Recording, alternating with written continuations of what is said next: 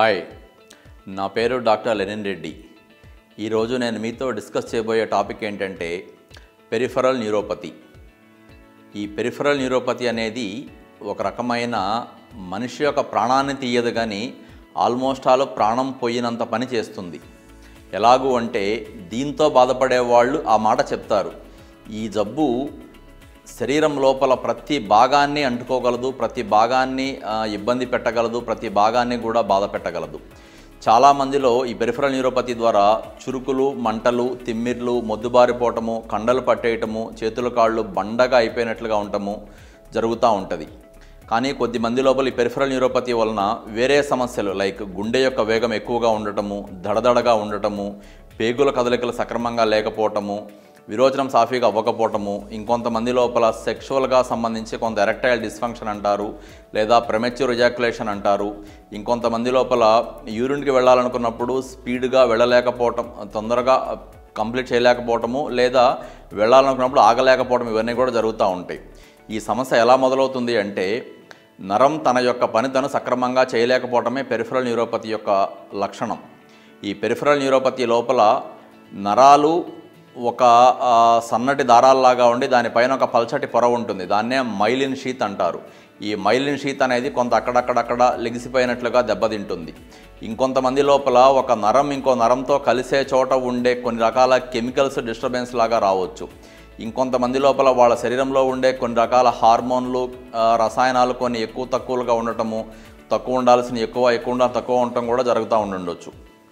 ఈ పెరిఫరల్ న్యూరోపతితో బాధపడే వాళ్ళు ఎవరైనా సరే దీన్ని పూర్తిగా తగ్గించేయటము, దీన్ని పూర్తిగా ఆపేయటము అనే దాని యొక్క ప్రయత్నం చేస్తే కొంతమంది మాత్రమే సక్సెస్ అవుతారు. ఎందుకు అంటే దీని వెనకమాల ఉన్న కారణాలు చాలా లోతుగా బలంగా ఉంటాయి.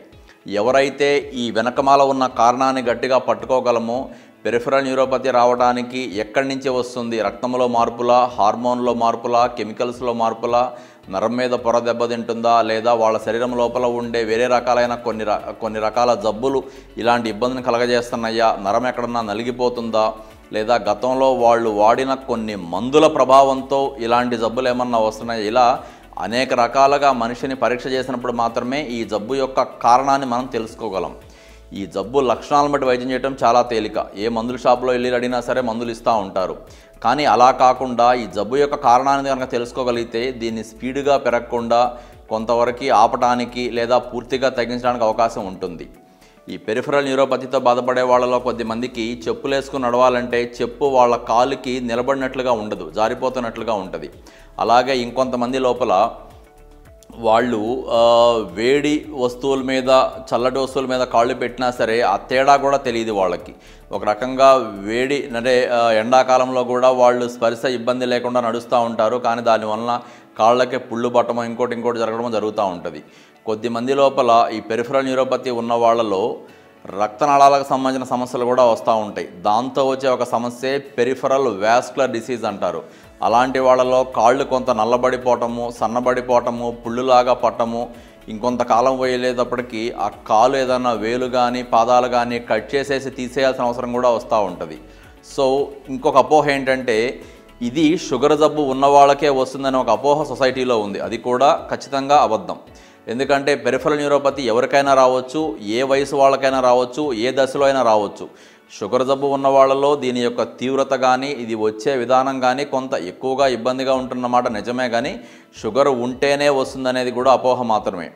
కొద్దిమంది లోపల ఈ పెరిఫరల్ న్యూరోపతికి సంబంధించిన వైద్యం అనేది మందులతో కాకుండా వాళ్ళ శరీరంలో జరుగుతున్న వేరే రకాలైన జబ్బులు, అంటే మనకు తెలియకుండా లోపల ఉండే కొన్ని రకాలైన పార్కిన్సన్స్ డిసీజ్ అంటారు, లేదా గుండెకి సంబంధించిన DCMP అంటారు, డైలేటెడ్ కార్డియోమయోపతి, లేదా ఊపిరితిత్తులకు సంబంధించిన కొన్ని జబ్బులు ఉంటాయి, లంగ్ ఫైబ్రోసిస్ అని. అట్లాంటి వాటిలో కూడా ఇది ఒక అదనపు కాంపోనెంట్ లాగా ఉండవచ్చు.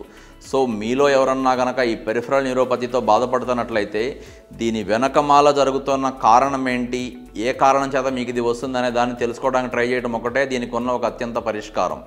చాలామంది పెరిఫరల్ న్యూరోపతిని మొదటి దశలో నెగ్లెక్ట్ చేసి బాగా పెరిగిన తరువాత ఏ వైద్యము ఉపయోగపడని స్థితిలో హాస్పిటల్కి వస్తూ ఉంటారు.